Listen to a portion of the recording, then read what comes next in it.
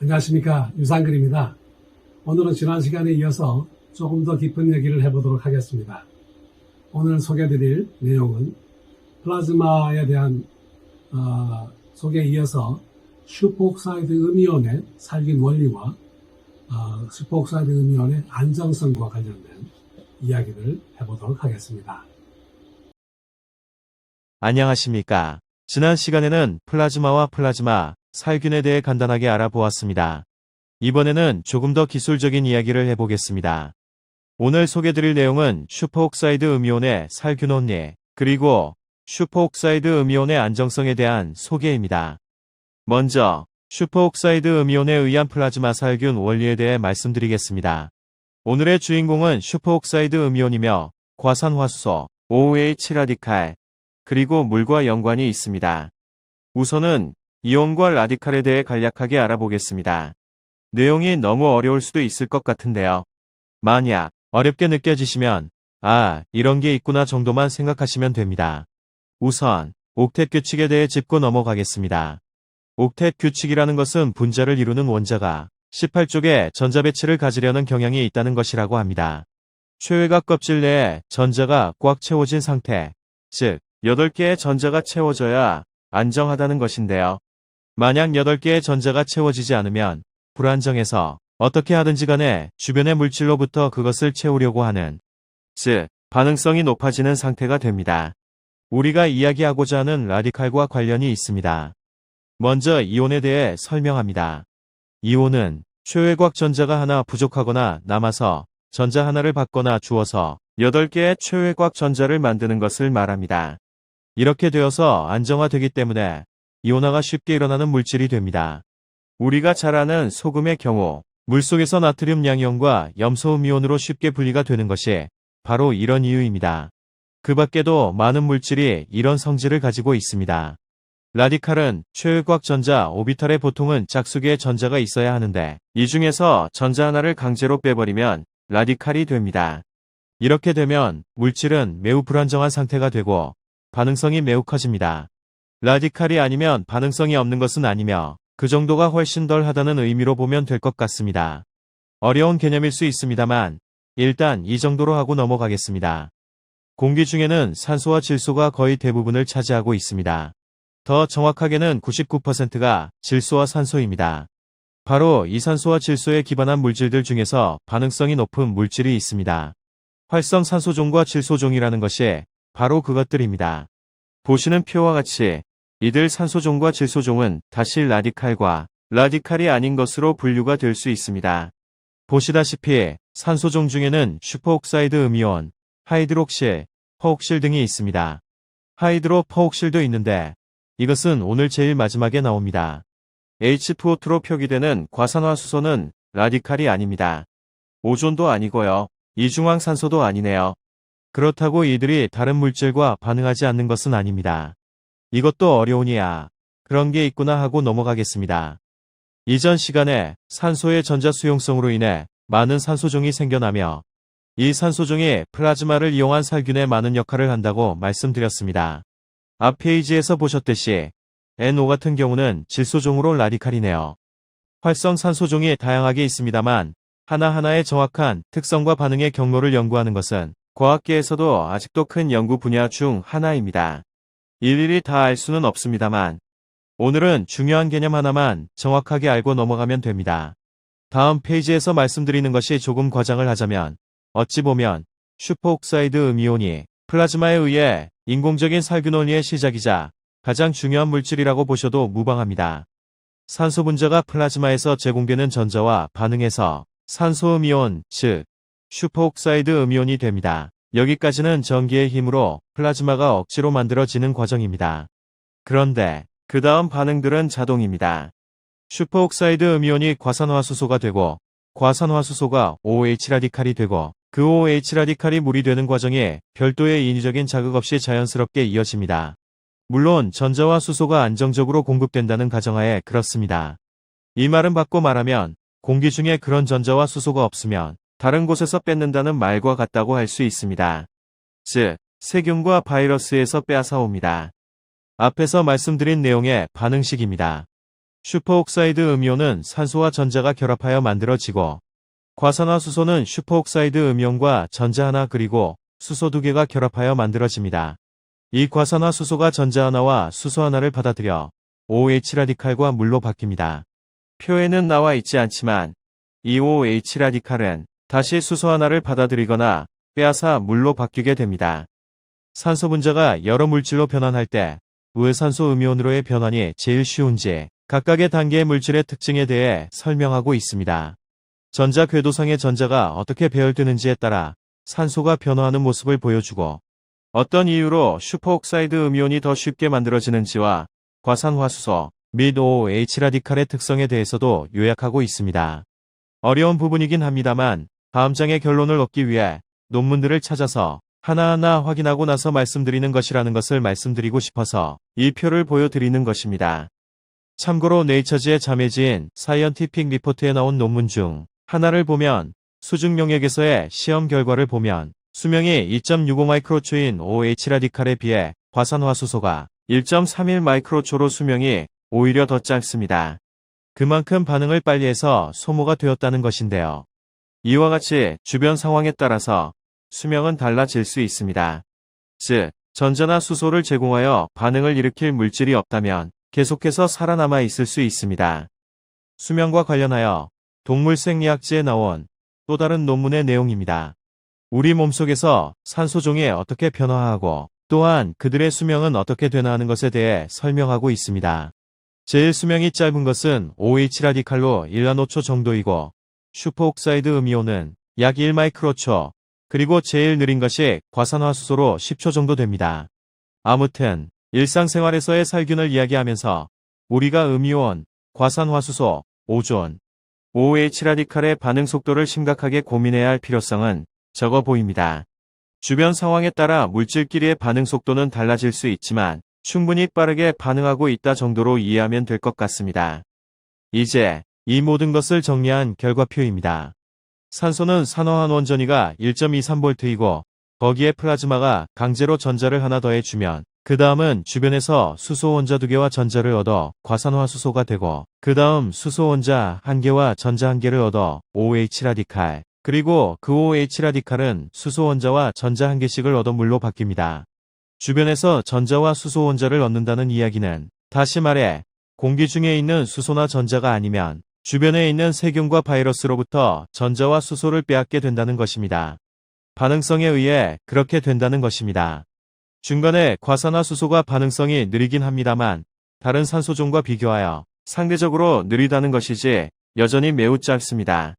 어쨌든 하나의 슈퍼옥사이드 음이온은 궁극적인 물로 변환될 때까지 세균과 바이러스로부터 총 4개의 수소와 3개의 전자를 뽑아냅니다.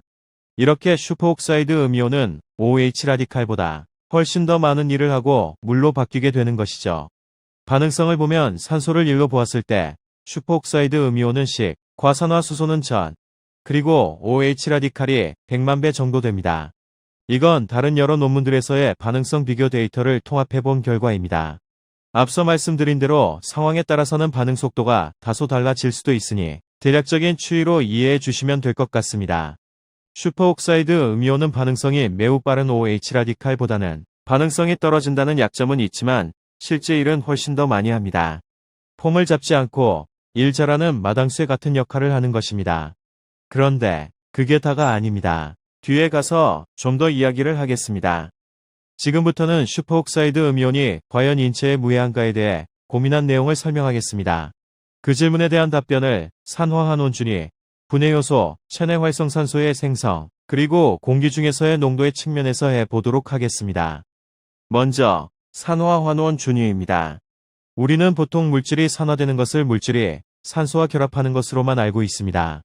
하지만 물질이 산소와 결합하는 것 이외에 수소나 전자를 잃는 것도 산화라고 합니다. 그 반대의 경우를 환원이라고 합니다. 이 표는 물질이 다른 물질과 반응해서 어느 정도의 힘으로 산화시키는지 혹은 환원시키는지 하는 정도를 표시하고 있습니다. 물질의 산화환원 준위는 바로 수소의 산화환원 전위를 기준으로 비교됩니다.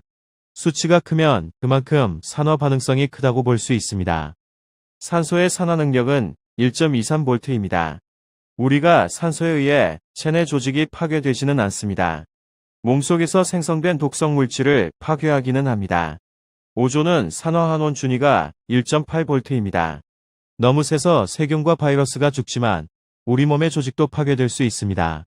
그래서 저희가 슈퍼옥사이드 음이온 발생 장치에 오존 발생 농도를 제한하고 있습니다. 오존은 자연적인 공기 중에 평균 0.05 ppm 정도가 있습니다. 태양이나 우주방사선, 자연방사선 등이 산소를 분해하여 오존이 만들어집니다. 오존의 농도는 계절에 따라 조금씩 달라집니다. 오존이 무조건 나쁘지만은 않습니다. 공기 중에 있는 오존은 나쁜 바이러스나 세균, 그리고 냄새 같은 것을 부지런히 없애주고 있습니다. 대기 중에 오존 말고도 OH 라디칼부터 다양한 음이온 등이 이런 역할을 하고 있습니다. 그래서 우리 사람들이 매일같이 공기 중으로 오염물질을 배출하는 가운데서도 여전히 어느 정도의 공기질을 유지하는 이유입니다. 음이온은 산화환원 준위가 0.94V로 상대적으로 낮습니다. 즉, 산소보다도 반응성이 떨어집니다. 두 번째는 슈퍼옥사이드 분해 요소에 대해 말씀드리겠습니다. 슈퍼옥사이드는 세균과 바이러스뿐 아니라 정상세포도 충분하게 파괴가 가능한 역량을 가지고 있습니다. 하지만 우리 사람 몸의 정상세포를 죽일 수 없습니다. 그 이유는 우리 몸에는 SOD라고 불리는 슈퍼옥사이드 변환 요소가 있기 때문입니다. SOD는 슈퍼옥사이드를 과산화수소로 바꾸고 이 과산화수소는 또 다른 효소인 과산화효소와 카탈레이스에 의해 물과 산소로 변환됩니다. 결과적으로 슈퍼옥사이드가 인체에 무해하다는 것입니다. 반면 세균과 바이러스는 사람의 세포에 비하면 매우 단순한 물질로 구성되어 있기 때문에 이러한 소드 요소를 갖출 수가 없습니다. 이를 부연 설명을 하자면 사람의 세포 크기는 100마이크로미터 정도 되는 반면 바이러스나 세균의 크기는 0.1에서 1마이크로미터이니까 모양을 동그란 구체라고 가정하고 전체체적으로 비교를 해보면 사람의 세포와 바이러스 및 세균에 비해 100만 배에서 1억 배나 되기 때문에 실로 엄청난 부피의 차이를 가진다고 볼 수 있습니다. 참고로 태양의 크기가 지구의 130만 배 정도입니다. 그것보다 훨씬 더 큰 차이가 나니 사람 세포에서는 훨씬 더 많은 기능을 갖출 수 있습니다. 예전에는 수출하는 자동차 엔진에는 훨씬 더 다양한 부가 장치가 있어서 훨씬 더 좋은 성능을 낸다고 했던 것이 갑자기 떠오르네요. 아무튼 비슷한 원리로 사람 세포가 상대적으로 훨씬 더 많은 기능들을 갖출 수 있다고 보시면 됩니다. 따라서 세균과 바이러스는 선택적으로 파괴됩니다. 집에 있는 개와 고양이도 고등 동물이기 때문에 SOD 요소를 가지고 있어 안전합니다. 또한 한림대학교에서 발표한 논문을 보면 뉴질랜드 흰토끼를 인플루엔자 A 바이러스에 감염시키면 슈퍼옥사이드가 체내에서 자연스럽고 급격하게 증대한다는 사실을 밝혀내었습니다. 이때 슈퍼옥사이드의 관측은 점막에서 SOD 등의 활성을 관찰함으로써 확인하였습니다. 즉, 슈퍼옥사이드는 외부로부터의 세균 침입으로부터 몸을 보호하기 위해 자연적으로 만들어내는 물질이기도 하다는 것입니다. 슈퍼옥사이드와 같은 물질은 우리가 고열량 음식을 많이 먹거나 격렬한 운동을 할 때, 산소 소비가 많아질 때 등의 경우에도 많이 생겨납니다. 그 다음으로 농도와 관련된 이야기를 하기 전에 먼저 우리가 좋아하는 사과에 관한 이야기를 하려고 합니다. 사과에는 씨가 있죠. 그 사과씨에는 시안화물이 들어 있습니다. 독극물이지요. 씨 중에서 사이나라고 불리기도 하는 흰색 가루입니다. 옛날 시골에서 겨울에 꿩을 잡을 때 이 사이나를 콩에 구멍을 뚫어 집어넣고 꿩이 삼키도록 해서 꿩이 독극물에 의해 쓰러지면 재빨리 잡아다가 내장을 덜어내고 나머지 꿩고기를 먹는 아주 위험천만한 사냥을 할 때 썼던 바로 그 물질입니다. 사람이 사과씨를 얼마나 많이 먹어야 죽을까 하는 계산은 다양합니다만 이 표에 나온 내용은 비교적 저명한 분들이 계산한 내용입니다. 즉, 체중 91kg인 사람이 사과씨를 적게는 270개에서 많게는 7,500여 개를 먹으면 죽습니다. 다른 쪽의 자료의 근거로 한 저의 계산으로는 이보다는 훨씬 더 많은 한 45,000개쯤 먹어야 죽는 것으로 계산이 되더군요. 아무튼 사과씨라도 많이 먹으면 죽습니다. 왜 이 이야기를 하는가 하면요. 바로 다음 장을 이야기하기 위해서입니다.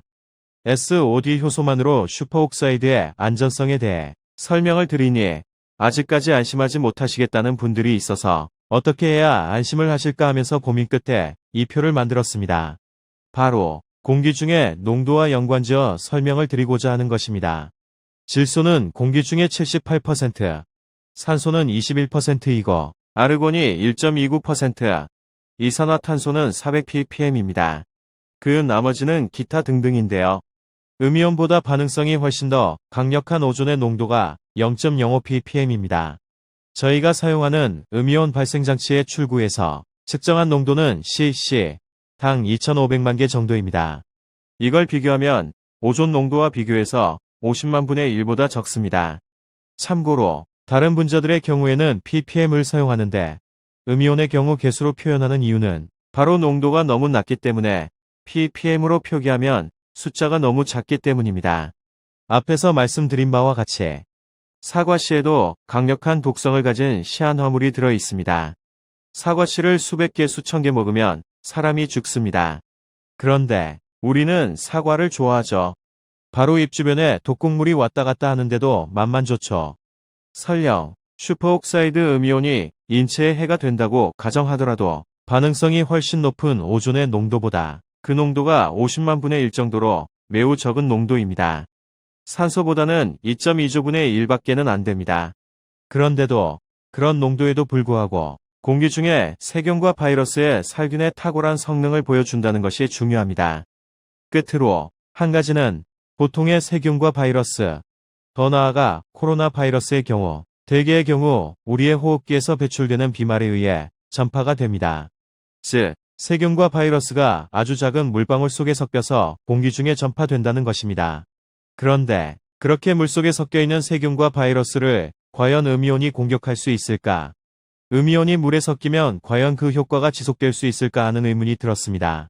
물론 이미 미국의 유명 인증기관에서 우리의 장치가 비말과 유사한 물방울 속 세균과 바이러스의 살균에 효과가 뛰어나다는 것을 인증받기는 했습니다만 왜 그런지가 매우 궁금했습니다. 그래서 열심히 논문들을 찾아봤습니다. 이 이야기에는 앞에서 말씀드린 산소종 중 라디칼의 하나인 하이드로 퍼옥실이 나옵니다. 결과적으로 음이온은 물속에서 하이드로 퍼옥실과 평형 상태를 이룹니다. 다시 말해 음이온이 물과 반응해서 하이드로 퍼옥실과 OH 음이온으로 나뉘게 되는데 중성인 pH에서는 음이온이 훨씬 많이 존재합니다. pH 6.8에서는 99%, 7.8에서는 99.9%가 음이온으로 존재하고요. 이렇게 물속에서 살아남은 슈퍼옥사이드 음이온이 세균과 바이러스를 공격합니다. 하이드로 퍼옥실도 라디칼이라서 이 역시 여전히 반응성을 가진 물질입니다.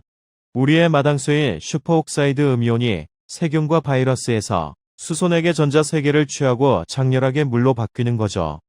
오늘의 이야기를 종합해보면 결론적으로 슈퍼옥사이드는 우리가 숨쉬는 공기 중의 산소보다도 반응성이 낮습니다. 거기에다가 SOD와 같은 분해 효소가 있어서 사람의 세포 속에서는 바로 물로 바뀝니다. 더 나아가 슈퍼옥사이드는 우리 몸을 세균 감염으로부터 보호하기 위해 몸 안에서 자연적으로 만들어내는 물질이기도 합니다. 설령 어떠한 해가 있다고 하더라도 우리가 사용하는 슈퍼옥사이드의 공기 중 농도가 오존의 자연적인 공기 중 농도보다 50만 배나 낮습니다. 그래서 안전합니다. 그렇게 낮은 농도에서도 아주 효과적인 살균을 하는 것이 놀라울 정도입니다. 더군다나 비말과 같은 물속에서도 대부분이 잘 살아 남아 효과적으로 살균 작용을 합니다. 슈퍼옥사이드 음이온은 보통은 플라즈마 전극 부위에서만 생성되고 바로 반응해서 없어지기 때문에 다루기가 쉽지 않았던 OH 라디칼을 공기 중에서 자연스럽게 생성될 수 있도록 할 수 있는 아주 간단하면서 안전한 방법이라는 것입니다. 슈퍼옥사이드가 일만 잘하는 마당쇠인 줄 알았는데 알고 보니 소위 삐까번쩍하는 해외 명문대 출신 슈퍼엘리트였던 거죠. 그래서 다시 말해 결과적으로 슈퍼옥사이드는 바로 궁극의 살균 물질인 OH 라디칼인 것입니다. 아마도 실내에서도 오존의 농도를 0.05ppm 정도로 일정하게 유지하는 그런 장치가 있으면 세균과 바이러스를 제거하기 위해서 환기를 심하게 자주 할 필요는 없을지도 모릅니다. 하지만 기기의 고장으로 오존의 농도가 급격하게 올라가면 호흡기에 심각한 손상이 될 수 있기 때문에 위험할 수 있습니다. 저도 수십 년 전에 무분별하게 만들어진 오존 발생기를 사용함으로 인해 지금까지도 호흡기의 고통을 받고 있는 사람 중 하나이기도 하고요. 따라서 오존 발생기보다는 슈퍼옥사이드 음이온 발생기로 그 대안을 삼아야 하지 않나 생각합니다. 우리가 대수롭지 않게 생각했던 슈퍼옥사이드 음이온을 다르게 그리고 제대로 대접해야 하는 이유입니다. 오늘은 우리의 일꾼 마당쇠 아니 슈퍼엘리트인 슈퍼옥사이드 음이온의 안전하고도 강력한 효과에 대해서 알아보았습니다. 이만 여기서 마치도록 하겠습니다. 다음 시간에 뵙겠습니다. 감사합니다.